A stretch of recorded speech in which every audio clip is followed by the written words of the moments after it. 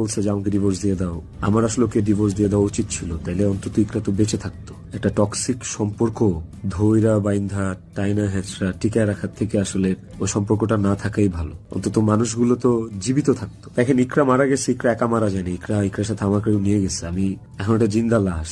আমি আমার শাস্তি পায়ে গেছে। আমি আমি এর চেয়ে বড় কোনো শাস্তি হইতে পারে না যে আমি একটা জীবিত লাশ হয়ে সারাটা জীবন পার করব। আমাদের ইন্ডাস্ট্রিতে একটা আর্টিস্টের সাথে একটা আর্টিস্টের ভালো বন্ধুত্ব, ভালো বন্ডিং হইতেই পারে। তিথির সাথেও আমার খুবই ভালো একটা বন্ডিং ক্রিয়েট হয়েছিল এবং একটা নির্ভরশীলতার জায়গা আমাদের মধ্যে ছিল। তার মানে এই না যে আমি ইকরাকে ডিভোর্স দিয়ে তিথিকে বিয়ে করব। এই কথা না আমি কোনোদিন ইকরাকে বলছি, না তিথি কোনোদিন আমাকে এই কথা বলছে।